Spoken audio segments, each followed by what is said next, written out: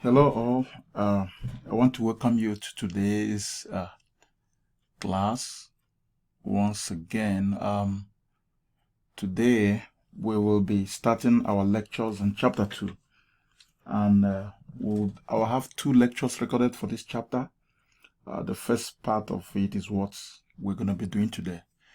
So today we'll be looking at atoms and molecules. This basically tries to tell us the particulate nature of matter, what we can see in matter, what are those small particles we can see in matter. Then we'll try to understand the structure of matter as we move on. As usual, you would have known this by now. As you saw in my notes, I start every of my class with a quote. Now today's quote is an anonymous quote. I can't remember where I picked it from. I labored to get the source, but I didn't get it, so I was anonymous. So he said, you can do anything, just get up and do it, follow your dreams. Now I want to challenge you that as you take this class, as you navigate through the challenges of being a student, that you can do anything, you can pass any course, you can achieve anything. Nobody can stop you. The only person that can stop you from not achieving your dream is yourself. I used to remember this quote that says that no army of this world can stop a dream whose time has come. So if this is your time, this is the time to follow your dreams and achieve it. Just do it. Do not be afraid of failures, even as you move on in this class. Let's get started. The first thing I have here is my learning objectives or my learning goals. I'm not going to be reading this. This is a video lecture. I would always advise you to take time to read these 2 learning goals, internalize them yourself, and then begin to fill out your learning goal flashcards. Okay, so that is what you're going to do for yourself as we move on. Now we start. The first thing we need to talk about are the symbols and formulas of element. You see, the periodic table, I still say it every day, that the periodic table represents the holiest of the books in this world. The periodic table is a repertoire, or is an encyclopedia of all the elements that make up all matter on earth. There is no information you cannot get there. So every element is represented by a unique symbol. It has a unique name and a unique symbol. Now, most of these symbols either represent the name of individuals, great scientists, or the name of places. It could also represent the name of the founders of the element. So, based on the elemental properties, it is this unique name and symbol is used to represent each element, and these names are based on either the elemental properties, or they are derived from the names of famous scientists, like I said earlier, places and astronomical bodies, or even some mythological characters.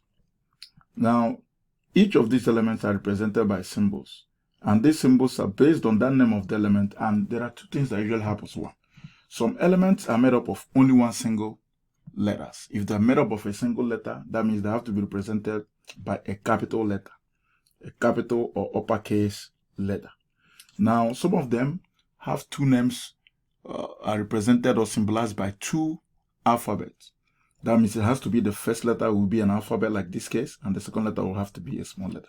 Now, if you look at these, the other ones, let me use a different color for them. You find out that fluorine and sulfur are single letters. And because they're single letters, each of those letters has to be written in an upper case. And that is a rule and a must that it has to happen. Now, on the other hand, remember in chapter 1, the first lecture, we defined that compounds consist of that pure substances are made up of 2 or more elements that are chemically combined together, or atoms that are chemically combined together, or that can only be chemically separated rather. So each compound is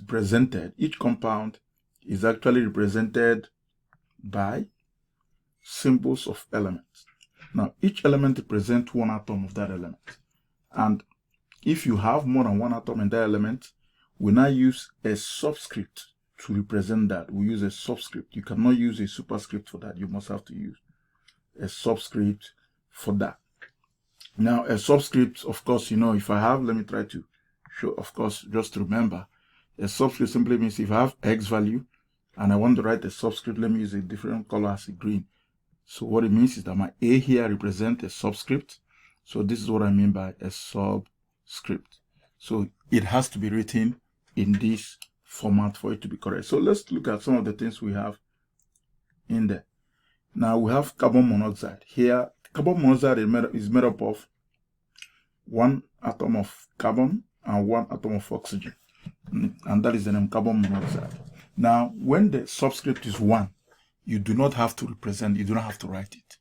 But when it is more than 1, you just need to show us that. A good example of that is this one. Look at the number 2. NO2, the subscript is 2 and it is fully represented. So this is nitrogen dioxide. Look at water. Water is actually H2O, or you can say dihydrogen monoxide. Here, hydrogen has 2 atoms and it is fully represented in the case of this. In the case of sodium chloride, an ionic compound, each of these guys just have only one atoms, and they are not, of course, if you have one as a subscript, you do not show that. Now look at another one here, the nitric acid. Nitric acid consists of 1 atom of hydrogen, 1 atom of nitrogen, and 2 atoms of oxygen. And the 2 oxygen atoms are properly represented by the subscript of 2. You see that is very clear on its own. So this is the way we represent compound. So problem 1, it says the symbol calcium carbonate. The symbol calcium carbonate represents which of the following? The first thing we need to look at it. 1, this is a pure substance. That's the first thing we need to figure. Number 2, this pure substance is made up of 1, 2, 3 atoms that are chemically combined together. And that fits the exact definition of what we know as a compound, and that becomes the answer. We go to the next page.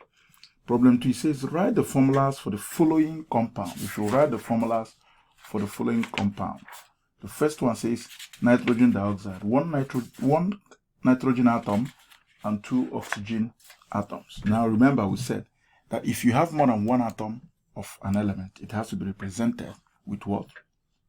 With a subscript of that number. So let's start. It has 1 atom of nitrogen. We're going to have N. Nitrogen is represented by N. Since it's only 1, now you have to, what are you going to be doing? You have to keep your periodic table as you're listening to this class by your side and use it to understand at every level of my explanation. If you go to the periodic table, nitrogen is number 7. You see it has a symbol of N, capital. And then it has 2 atoms of oxygen. So oxygen has 1 atom O, but because we have 2 atoms, it's going to be NO2. We go again. It says sodium phosphate. Sodium phosphate, 3 atoms of sodium is given. So we have sodium. Sodium has 3 atoms. You put it as a subscript. 1 atom of phosphorus, P. Only 1 atom, we don't have to say that. And oxygen has 4 atoms. This becomes the formula of sodium phosphate. You can always pause this video, practice this, and come back and see how they are done. Another good example, it says a white solid glucose is made up of 6 atoms of carbon, 12 atoms of hydrogen, 6 atoms of oxygen. Write the chemical formula of glucose. Let's start. Now we start 6 atoms of carbon. Carbon is C. We write C. 6 atoms is 6. Another one, 12 atoms of hydrogen. Hydrogen is H. It has 12 atoms, so it's going to be 12. And 6 atoms of oxygen. Oxygen again is O. And there are how many atoms? So the formula for this compound is 6 is H12O6. And that is the white solid called glucose. Now let's go to the structure of the atom. This is just the second objective. We've been talking about atoms a lot, and what does an atom look like? You see, atom has undergone a lot of evolution in understanding. It has undergone a lot of changes, a lot of changes the way we understand what it is. So we are going to be talking about that at this point. So atom, the modern structure of atom is that an atom is made up of 3 subatomic particles. those three subatomic particles are called the protons, the neutrons, and the electrons. These are the three things that make up of an atom. I know at a point in time, there was this understanding that atom cannot be broken down further into any particle. But with the increase in better equipment and with sophistication of science, we've been able to crack in through that and understand the atom actually contains three smaller particles that are just listed. Now, the next thing we're going to talk about is where are these guys located? Now, the first thing we need to see, an atom is made up of a centrally placed nucleus. Now, if you look at these things, let me try to, okay, I think I'm going to use my highlight for it. Now, this is the centrally placed nucleus of an atom. If you look at that, if you look at these two colors, now you see the protons, the neutron is the red, and the proton, okay, let me undo that. Maybe that will be clear. Now, if you look at this now, I have the protons and the neutrons. See, the protons is the green here, and the neutron is the red. Now, both of these guys are placed at the center of the atom, and that center of the atom is what we call the nucleus. So we say they are tightly bound together to form the central portion of the atom called the nucleus of the atom at the center. Now, around the center of the atom, we have fast-moving electrons that circle themselves around this nucleus outside the nucleus. Now, these electrons are in constant motion. And of course, most times I tell my students electrons don't sleep because they keep moving and they keep moving and they move almost all the time. Now, so they're located outside the nucleus of the atom. That's where they're located. And they move rapidly throughout the relative large space or the large volume surrounding the nucleus like a cloud. They move like a cloud. So there is no particular or defined orbit where these guys actually circle, but just they keep moving around the orbit and around the orbit and form a kind of cloud, as you can see from this structure. So look at the electrons. Now, the old understanding of atoms is that they moved around in concentric circle. We call that the Bohr's model. In the next chapter, on the next few chapters, we're going to understand and see that this particular convention has been changed, and we are now moving forward with this particular understanding that electrons are actually moving around as a cloud around the nucleus, not in a specified concentric circle. So these are the structures of the atom. So if we go further, we see what are the characteristics of these subatomic particles. These subatomic particles, like we said, are the electrons, the proton, and the neutron. Now, the electron, which of course we said earlier, the electron is located outside the nucleus and they move around in that relatively large space. Now, the electron, represented by E, has a negative charge, has a charge of -1. Its weight is very small and almost negligible, and we do not consider the weight or the mass of an electron when deciding the overall mass of the atom. So this is the mass in gram, 9.11 times 10 raised to the power -28. And then in AMU, it represents 1/1836, and it is located outside the nucleus. Now, what about the proton? The proton, of course, is equal in charge to the electron. As you can see, it is equal in charge to the electron. The electron is 1-, this is 1+. It is represented by the symbol P. And of course, if you look at this, it has a relatively larger mass when you compare to this. So the mass of this guy is 1/183.6 times. 100 is 1/1836 times. So the electron is 1/1836 times the mass of this guy. That is to tell you that it is actually very, very small. So the weight of this in AMU is 1, and it is located inside the nucleus. The same thing with the neutron. The neutron, on the other hand, is N. It has no charge. It is neutral. That is where the name came from. It's a neutron. If you look at the name neutron, we can just say it came from neutral. So that is where that name came from. It has no charge. And it has exactly the same mass as if you look at these two masses are the same mass with the proton. And in fact, the sum of the proton plus the neutron is what actually makes up the mass of the atom. We're going to see very soon. Both of these guys make up the mass of the atom. And then the mass again in AMU is 1 and is also located inside the nucleus of the atom. Now, it says, which of the following particles is found inside the nucleus of an atom and has a positive charge? Of course, by that definition, this must be a proton, because this is negatively charged. It doesn't fit in. Neutron has no charge.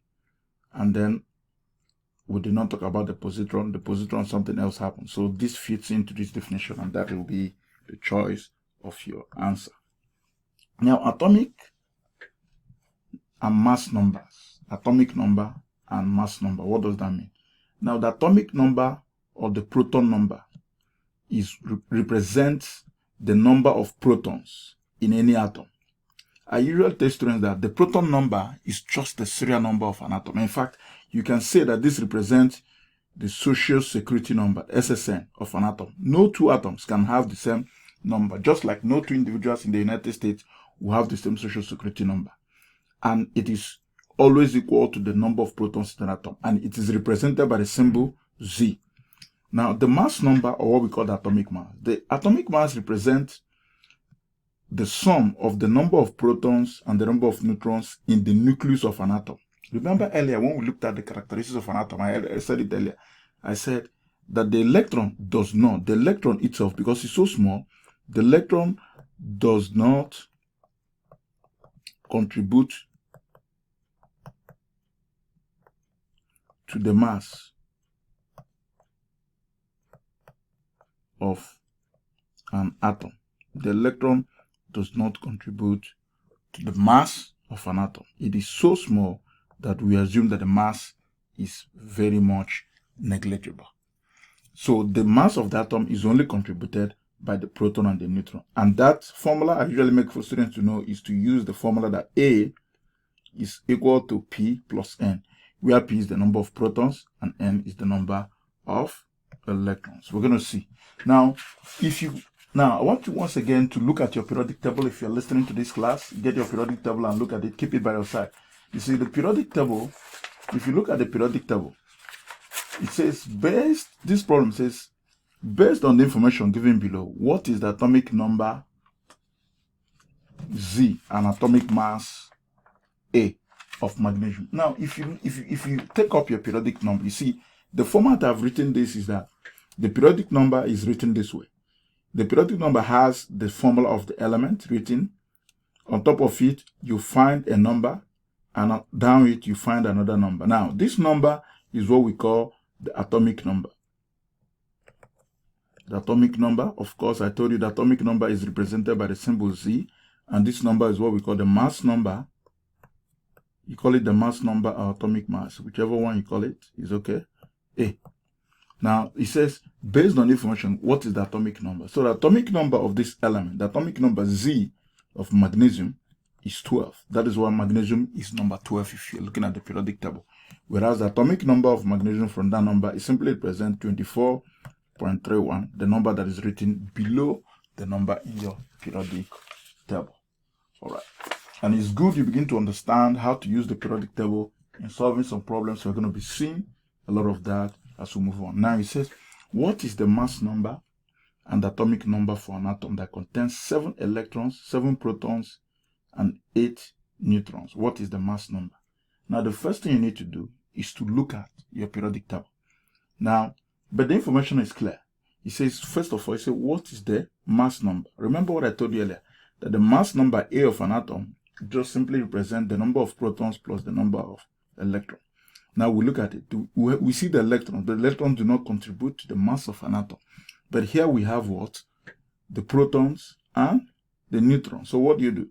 The proton is 7 plus the neutron is 8. If you add these two together, it's going to give you 15. So what that simply means is that the mass number A of this atom is equal to 15. And that says, what is the atomic number? Again, what is the atomic number? The atomic number, since it has 7 protons, what that tells us is that the atomic number is equal to what? 7, because that is the same number. The atomic number represents the number of protons. So you will be conversant with these things as we move on, and we're going to use it to solve more problems as well. So it says, what is the atomic number and the mass number for an atom that contains 20 electrons, 20 protons, and 21 neutrons. So look at the question. What is the atomic number and the mass number? Again, it contains 20 protons. We'll first deal with that one. What that simply means is the atomic number Z is equal to 20. So you can decide to say, what element is that? Of course, we know that the element is going to be calcium. Calcium has an atomic number of 20. Now, that's only the first question. The second question says, what is the mass number? Again, mass number A represents equal to Z, which is atomic number plus N. Oh, that's my bad. I think this is wrong. Let me use proton. It represents number of proton P plus number of neutron. Again, the number of proton we have here is what? 20 plus the number of neutron we have here is 21. And when you add that 2, it's going to give you 41. So this element is actually calcium. It has an atomic number of 20, an atomic mass of 41. If we take that further to the next slide, isotopes, then let's define isotopes. Isotopes are atoms that have the same number of protons in the nucleus but have different numbers of neutrons. In fact, isotope in itself simply means the existence of an atom that has the same number of protons. Now, this is the same atom. Because it's the same atom, how do we know? It has the same number of protons. Of course, the protons is the SSI number is the same. But what's the difference? They usually have a twin or a triplet. And the reason why they do that is because the number of neutrons in their nucleus is different. So what that simply means is that they have the same atomic number, but different what? Mass number. So all isotopes of the same element will always have the same number of electrons outside the nucleus and the same number of protons. So if you look at this picture, let's look at this picture down here. You see chlorine here, there's chlorine 35 and there's chlorine 37. Now chlorine 35 has, of course, look at this number is written up here. This means that both of them have the 17 as the number of their protons. Now what that simply means is that the number of protons must be equal to the number of electrons. For a neutral atom, that must be equal. However, what brings the existence of isotopy is the number of neutrons in the atom. If you look at this, the number of neutrons in this atom is 18 and the number here is 20. And how do we get that number? Remember earlier the formula I gave you that A, let's remember that A now is equal to what? P plus N. If I solve for N, N simply means A minus P. If you use this formula, let's see. What that simply means is that 35 minus 17 is going to give you 18. Whereas for this one, 37 minus 17 is going to give you 20. So you can use this formula, rearrange it, and use it to actually solve for the number of neutrons in an atom. What you simply need to do is to do a simple mathematical rearrangement. So this is what we call. So in this kind of thing, it's very interesting, but you find that an atom will have a twin brother. The difference is that the little one is either a little bit heavier or a little bit lighter than the other. We go to the next slide, isotopic representation. You see, isotopes are represented with an interesting symbol. Now, students tend to confuse this representation with what we saw earlier. Remember what I showed you earlier. In the periodic table, you have a box, you have an element, you have the atomic number Z up, and you have the atomic mass A down. No, this is wrong. This is correct, I mean to say, for the periodic table. But this is different when we come to the isotope. An isotopic representation usually puts a superscript and a subscript to the left of the symbol of the atom. If you look at this now, this is to the left side of the symbol of this atom, E. Now, the A here, of course, represents the atomic mass, and the Z, the superscript A is the atomic mass, and the subscript Z represents atomic number. Let me say it again. The superscript A represents the atomic mass, the subscript Z represents the atomic number or the number of protons. And that is what I just said in my notes. So Z is the atomic number, A is the atomic mass or the mass number. You can call it the mass number or atomic mass. It doesn't really matter. I tried to use that a few times too.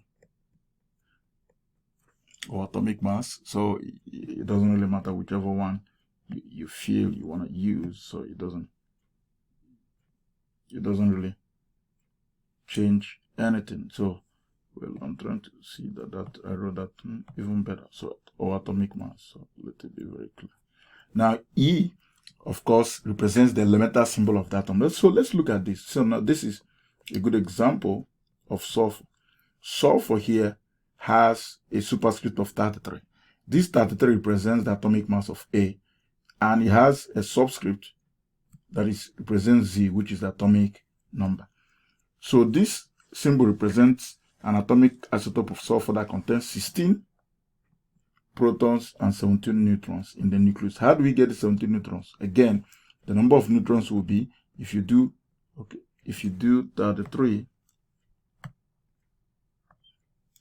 33 minus 16 is going to give you 17. You can use your calculator to find out that.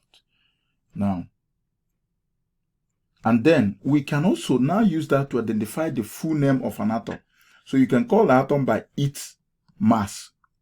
So what do you say? So every atom, if you want to write the full name of an atom, simply what you do is that is represented by the elemental name and followed by the mass number. What does that mean? So if I want to call the name of this atom now, I'm going to say sulfur 33. Sulfur 33. Remember, sulfur is the name followed by the last name is their atomic mass. So I usually tell students that the last name of an atom is its atomic mass. So you can have chlorine. Like if you go back to what we had earlier here, if you go back to the previous page, we can say this is chlorine 35 and this is chlorine 37. That is how we say the full names of atom. All right. So going to the next slide, it says what are the mass number, atomic number, and the isotope symbol for an atom that contains 23 protons and 28 neutrons. Now we start from the first one. These are 3 questions. So we treat this as A, B, and C. So if we're going to do A, say what is the atomic number or the mass, sorry, what is the mass number? So the mass number of an atom A, of course, again, A simply means the number of protons plus the number of what? Neutrons. And what that will be, if you look at this, it contains 23 protons and 23 protons and 28 neutrons. So what are we going to do? It's going to be 23 plus 28, and that will be equal to 51. So the atomic mass of this atom is 51. Again, it says, what is the atomic number? Let's call that B. The atomic number represents the number of protons. Again, remember that. If he has 23 protons, what I simply tell us is that Z, which is the atomic number, is equal to what? 23. Now, how do we now know the symbol of this element? You now pick up your periodic table. I'm looking at my periodic table here. If you look at the periodic table, an atom that has an atomic number of 23 or the serial number 23 or the SSN 23 is vanadium. And vanadium has a symbol of V. What do? And I go to the left side and put my atomic mass. The atomic mass usually has a subscript 51, and the atomic number will be the atomic mass will be a superscript, which what I just did, this is called a superscript. Then the subscript is going to be the atomic number, which is 23 written out. So this is the symbol of vanadium. In fact, if I want to say the name of this atom, this is going to be vanadium 51. That is how I'm going to say the name of this atom, vanadium 51. That's how I say the name of this atom. Let's go to the next one. It says, how many neutrons are contained in an atom of zinc 67? Write the isotopic symbol of the element. Now the first question, it says, how many neutrons? Remember again, the first thing you need to do, zinc is number 30 in the periodic table. So it's not bad. Use your periodic table. Since it has a number 30 in the periodic table, what it means that Z of it is equal to 30. That's what it means. The Z, or the atomic number of zinc, is 30. What that simply also means is that since Z is equal to, the atomic number is equal to the number of protons, what simply means that the number of protons is also equal to what? 30. We settle with that one. It now says, how many neutrons? Of course, from what we're giving here now, from the name of this zinc, we know that zinc 65 simply means is that the atomic mass of zinc is what? 67. That is exactly what it means. Remember what I told you earlier, that the last name is represented by the atomic mass. And if we know that is the distance, so what do? It says, how many neutrons? We'll rearrange this equation again. Remember, I'm going to write if A is equal to Z or P, let me use P. You can use P or Z, P plus N. What that simply means is that N will be equal to A minus P. So if I put everything together, I'm going to have 67, which is my atomic mass established, minus my atomic number 30, and that is going to give me 37. So what it means is that the number of neutrons contained in this atom is 67. And if I want to write that atomic symbol, of course, zinc is represented by the symbol Zn. It has an atomic mass of 67 as a superscript, an atomic number of 30, and that represents the isotopic symbol of zinc. Now, you can always pause this video, try to practice these problems yourself, and come back to them once again. So let's go to problem 9 again. It says, how many protons, electrons, and neutrons are contained in an atom with a mass number of 26 and a symbol of Mg? Of course, that atom is magnesium. Of course, you know magnesium. Mg simply means magnesium. And now, what do we do first? We want to know the serial number. Magnesium is number 12. What that simply means is that Z of magnesium, the Z of magnesium simply is equal to 12. And of course, since it's 12, remember that P is equal to Z. And what that simply means is that P, the number of protons here, is equal to 12. We get that established. It says how many protons. So it contains 12 protons. Now, and that is it. So it says how many protons, electrons. Now, of course, I told you earlier. So let's see this as the first question. The second question says how many electrons. Of course, I told you the number of protons in a neutral atom is equal to the number of what? Electrons. What that simply means is that, of course, this is for a neutral atom. We're going to talk about when it is non-neutral. We're dealing with all neutrons here. What that simply means is that it also is equal to what? 12 electrons. That's what we have inside this atom. And it says, what is the number of neutrons? Again, of course, it has a mass number of 26. Remember again when I ran this equation, I said that number of protons is actually atomic number minus the number of neutrons is equal to atomic number minus number of protons. And if you put this thing together, A here is 26. We got it. This is A for us. This is A for us. And then minus the P here is 12. And that is equal to 14. So what it means, the number of neutrons in this atom is 14. All right. And if you have any questions about these things, once again, I will advise you to always pull back, do your work, do your problems. This is a very good example of practice. So I will advise you for this question, for this problem, is for you to step back a little bit, pause this video, read this thing once again, and come back and do it. This is a very good question where you can take a breather and come back a little bit. So that's what you're gonna do. You can take a breather in this kind of problem and come back a little bit. So at this point in time, we're gonna solve this problem. So we're gonna pause it and then let's solve the problem. Now, so if you look at that, so let's deal with those problems. Like with the knowledge we have of all those problems now, we can easily solve this problem.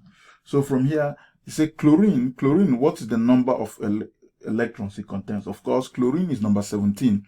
The proton number is number 17 because the atomic number is 17. So we can easily write that first. We can just put that first. This is 17. So what it means is that since this is a neutral atom, 17 number of protons equals number of electrons. So we're going to put 17 here again. And what next we're going to do? The mass number. So what is the mass number? For us to get the mass number, remember the mass number simply means the number of protons plus the number of what? Remember that? The number of protons plus the number of what? You add this column plus this column. So when you add these two together, it's going to give you what? It's going to give you 36. And then what is the name of this guy? The name of this guy, remember I said it is, you're going to say the full name, chlorine. You're going to put a hyphen, 36. That is how we name this atom. The next one, we move. It says, here, it says the proton number is 20. That means the atomic number is 20. An element that has an atomic number of 20, of course, is calcium. That will be the symbol. So what that simply means is that we want to figure out the mass number. What is the mass number? The mass number will be to add this column of protons and neutrons together. And when you do that, you're going to get what? 42. And then Since we know this is calcium, how do we name this? We say this will be calcium -42. Now, the last but not the least is, say, oxygen. Oxygen is number what? Of course, oxygen is represented by the symbol O. And we know that oxygen is number 8 in the periodic table. So what that simply means is it has 8 protons. And the protons will always equal to the number of what? Electrons. And of course, we want to find out how many neutrons it contains. How do we do that? Remember the formula? Always remember that formula, that the number of neutrons is atomic mass minus the number of protons. And atomic mass is given here. This is the atomic mass. So we put that first. This is 16. And for us to get the number of neutrons, we're going to do 16 minus 8. And that also gives us 8. So, and that is how we solve this problem. So you can always pause this video, finish it, come back and check for comprehension and understanding. And let us move to the next problem. It says, practicing how to write isotopic symbol of element. It says, for the following, carbon 13. If you want to write carbon 13, how do you write the symbol? Carbon is number 6 in the periodic table. So carbon 13 will be C. Of course, the atomic number will be, and the atomic mass is going to be this. So this is carbon this. And carbon 14 simply means C. The atomic number doesn't change, but the atomic mass is 14. So these are two isotopes of another. Another good example. So the first thing, just use a periodic table to figure out the number of protons it contains, which is the serial number, and use that to write this. Again, for uranium, uranium has an atomic number of 92. So you look at the periodic table, and it has a symbol of U. And U, let me write the two of them, and U. Now, uranium 35 weighs 235. Since it is number 32, that will be my subscript. Again, this weighs uranium 238, that is atomic mass, and the atomic number is also 92. So this is how we write the isotopic symbol of various elements. Now, relative atomic mass. Let's talk about, you see, the word relative atomic mass is important to us for us to understand what is going on. You see, because atoms occur naturally in isotopes. So what that simply means is that it occurs as a mixture of isotopes. So if we want to use an atom to work, how do we work with this atom? Are you going to keep working individually with each of the isotopes? No. We have to find an average of this number. What that simply means is that, so the numbers that you see in the periodic table, given below the periodic table, given in the periodic table, which simply shows the symbol and the name of the element in the periodic table, is important to us to understand. Now, this number, of course, is constant. This is Z, which is the atomic number. Now, but when you look at these numbers below, which represents the atomic mass, you see, these numbers usually come in fractions, usually come in decimals. Look at the decimals. And the reason why it comes in decimals is that it represents the average of all the isotopes of atom. So it represents the average masses of all the isotopes of that atom that exist. And of course, you remember when you do your calculations in averages, what do you simply remember again? The isotopes, it usually takes you to remembering that most averages gives you decimals. It's usually not a complete, you're going to get a whole number and the decimal part. That is why most numbers you see there are part of fractions. Though you get the whole number, you also get the fraction part. So that is why you cannot get any atom. Very difficult to look at the periodic table to see an atom that has a completely whole number atomic mass, because these masses just represent, like remember earlier we said chlorine has chlorine 37 and chlorine 35. So if we add those two isotopes of chlorine together and then work out the average mass, we now come up with a value that we call the average atomic or relative atomic mass of chlorine. And that is the number that you see in the periodic table. Now, that will take us to what we call the weight of the atom. Now, the atomic mass unit. The atomic mass unit simply represents the relative masses of all the atoms and isotopes of that element as calculated. Now, the instrument used in actually measuring this is the mass spec. And the operation of the mass spec is actually outside the purview of this class. However, it's important for us to understand that because carbon 12 occurs as the purest of the naturally occurring isotopes, it has been used to compare all other masses of the atom. So that is basically what this is telling you, that we use other atomic atoms and measure and compare their masses to the mass of these pure isotope of carbon. So that is why we say that one atomic unit simply represents 1/12 of the mass of carbon-12. So, and the carbon-12 actually has a relative mass of 12U. So if we put that and move on, what do we now see? We see that if you want to get the relative mass of an atom, or the relative average of an atom, is as expressed in atomic units, or simply put AMU. You see, you can use the symbol either AMU or U to represent the atomic weight or the atomic mass. You can call it atomic weight or the atomic mass of an atom. So what that simply means is that if I have chlorine, if you look at the periodic table, chlorine weighs or has a number, atomic mass of 35.45. What that simply means is that it measures 35.45 U or AMU. You can say U or AMU. So this can be, let's see, this can be 35.45 AMU. So anyone you use here actually doesn't matter. Again, if you look at oxygen to 4-digit, or I usually like putting it, I usually tell students, try to write the atomic weight in 2 decimal places. In 2 decimal places, or 100 of decimal places, will give you 16.00 U. If you look again, phosphorus measures 30.97 U. So now, what is the importance of this? Why do we even know this? Now, if we want to figure out what we call the molecular formula or the molecular weight of an element, remember, in this page, we're talking about the relative atomic mass or weight of a single element. Now, what if we want to make this with respect to a molecule or a formula unit? What does that mean? So the relative mass of a molecule or formula mass of an organic compound it simply means the mass of all these elements expressed in mu. So what does this simply mean? You're going to get the atoms in this element or the elements, the atoms in this compound, and add together all the individual relative atomic masses and come up with what the total is. So a good example is, this is water. Water is made up of 2 atoms of hydrogen and 1 atom of oxygen. So what do? We know that 2 atoms of hydrogen will be 2 times 2 atoms, and the 1 atom of oxygen will be 1 times 1 atom of oxygen. Simply what that means is that 2 times 1.01 plus 1 times 16. If you add it together, the atomic weight of water molecule will be 18.02 atomic mass unit. Let's practice some of these examples here.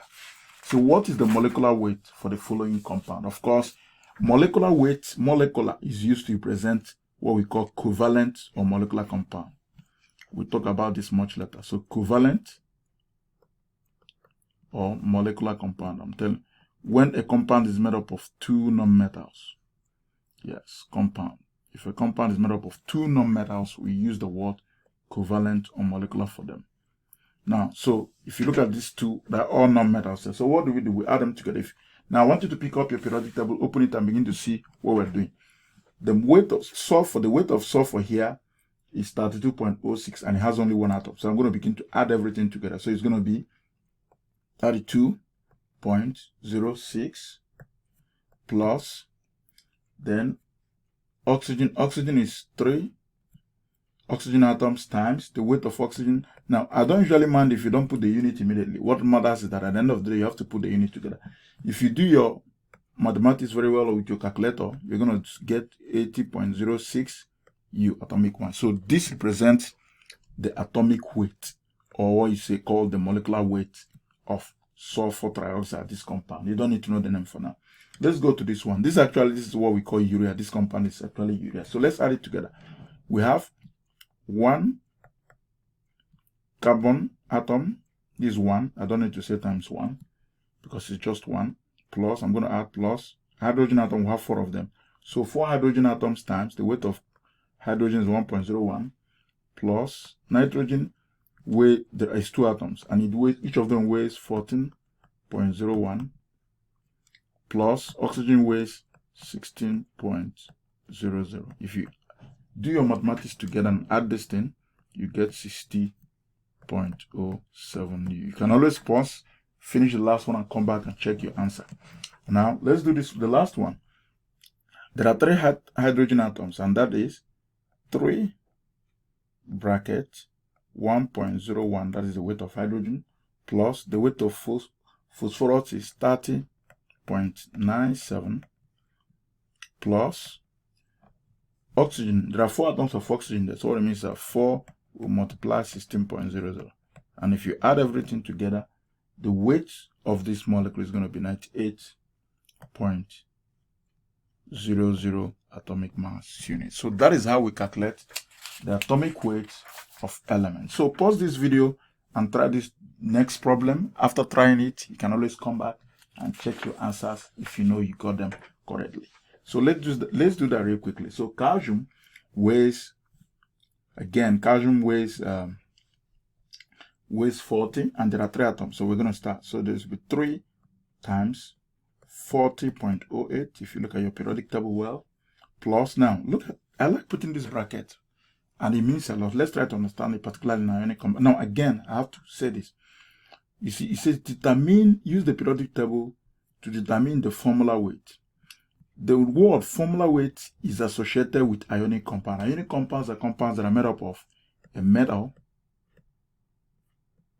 plus another, a metal plus a non-metal. So if you look at all these examples, they're all metal first with a non-metal, and we use the word formula weight to refer to them. We cannot call them molecules because they are not molecules. So continuing on our problem, 3 times 40.08 of calcium. Now, what about phosphorus? How many atoms of phosphorus do we have here? Look at this. This bracket will be treated as a mathematical parenthesis. What it means is that this 2 times 1 of phosphorus in the subscript, we're going to have 2 phosphorus atoms. So it's going to be 2 bracket 30.97 of phosphorus plus, again, there are 4 atoms here, but in parentheses, these 2 will have to multiply this, and 2 times this is going to give you 8. What it means is that there are 8 atoms here, and we're going to multiply that with the weight of oxygen, and if you add everything together, it's going to give us 1310.18 atomic mass units. And that is how we do that. Again, for sodium, we do this one. So this will be, there are 3 sodium atoms. Sodium weighs 22.99. Add it. Plus nitrogen weighs 14.01, and there's only 1 atom, so we don't need to do anything with that. Just 1 atom alone, 14.01. And when you add it together, it's going to give you 82.98 U. Again, aluminum nitrate. Aluminum nitrate will be, aluminum weighs 20, it's not only 1 atom. And what is the weight of aluminum? Aluminum weighs 26.98, only 1 atom plus nitrogen. Now look at the bracket again. There is 1 atom of nitrogen inside, and if you multiply by 3, it gives you 3. So there are 3 atoms. It will be 3 bracket 14.01, close the bracket, plus, and now look at oxygen. There are 3 oxygen atoms inside, but because of the parenthesis will be a multiplier. 3 times 3 will give you 9. So there are 9 atoms of oxygen. So this will give you 9 times 16. And if you add everything together properly, it's going to give you 213.01 atomic mass units. So you can always use U or MU to represent the weight of these atoms, and it doesn't make any difference. So we're getting close to the last part of this lecture. Isotope and atomic weight. Remember earlier what I told you, that the isotopes, that the relative atomic weight you see in the periodic table represents the average of all the atoms or all the isotopes of that particular atom that exists. So the atomic weight of elements that are called as a mixture of isotopes is the average of the relative atomic mass of the atoms in that isotopic mixture. Now what that simply means is the average mass of each particle in a group of atoms is usually obtained by, if you add the total of the mass of each group and you divide it by the particles in that group. So of course, if you remember, the way we do averages is that you add the total population divided by the number of people in that population. So what it simply means, the practical way of doing this is determining the average mass of atom is what? Is to use the imaginary sample of the element containing 100% of that atom. And this percentage, we usually refer to it the relative abundance. Relative abundance simply means how much of this atom exists, and we represent that as a percentage of each isotope. So we get this total mass contributed by the isotopes and divide it by the total population. So let's see a very good example. Now I want to tell you this. You are not going to be tested on this particular concept in exam, but it's good you understand that the reason why atoms actually exist as fractions and not as whole, just whole numbers without the decimal portion. So he says a specific example is shown below. We're going to see, I'm going to show you this example the way it is. I'm not going to try to make you to do it. So I'm going to just show you what it is. So boron consists of 19.78 boron 10 and 10.01 with the mass of this. And another one that has a mass of this. Remember, the mass for now is measured in what? In atomic mass. If I'm going to calculate the average, so the atomic weight or the atomic mass will be, I'm going to write this, atomic mass of this is going to be,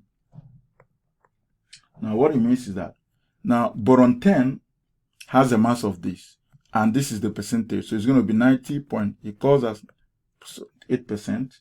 I'm going to multiply this times by the mass of that one. This is the mass. I'm going to put a bracket plus. Now this one exists at this percentage, 80.22. Now I'm going to multiply it by the mass of this one, boron 11. Boron 11 has this mass and it occurs this much. So if you multiply all these things together and divide it by 100, because we are assuming that all of them exist over 100. And how do you get that? If you add 80.22 plus 19.78, it's going to give you 100. So if you work out your mathematics very well, this is going to give you 10.81 atomic mass unit. And if you look at your periodic table, you see this value exactly matches the value you have in the periodic table. So that is how that value was actually arrived at, by seeing that boron occurs in two isotopes, getting these two isotopes, and working out this math. This is exactly what has been done with the mass spec for all this problem. The last one we're going to do, but not the least, is going to be, it says calculate the average atomic mass of chlorine given the following information. Chlorine 35 has this mass, but occurs 75.53% of the times. Then chlorine 37 has this mass and occurs this number of times. Remember again, to get atomic mass, I'm going to say atomic mass now. What am I going to do? I'm going to take the first one. I'm going to take the percentage 75.53. I'm going to multiply by the weight. The weight of this one, this is chlorine 35, and the weight is what? So this is this one, chlorine 35 weighs 34.97. I'm going to put a bracket plus. I'm going to the weight of the other one. The other one is chlorine what? Chlorine 37, and chlorine 37 weighs this, but the percentage of its occurrence, or what we call the relative abundance, is 24.47. I'm going to multiply this by 36.97. Now I'm going to multiply these two. Then if I do my calculation very well and divide this by 100, if you want to get 100, you're going to be 75.53 plus 24.47 will give you 100, and that will be equal to 34.45. And if you look at this, this is the number you find in the periodic table, and that is how that value was arrived from calculating the average of the two isotopes of chlorine. At this point, we've come to the end of this class. Thank you once again for listening. Please, I want to remind you that if you have any difficulties not understanding these lectures, please reach out to me during my office days. The best way to reach out to me is to send me email or send me messages through the Canvas. And once again, remember, apart from my dedicated office days, I have an open door policies that you can always come in and talk to me. Thank you once again for listening. I will see you next time.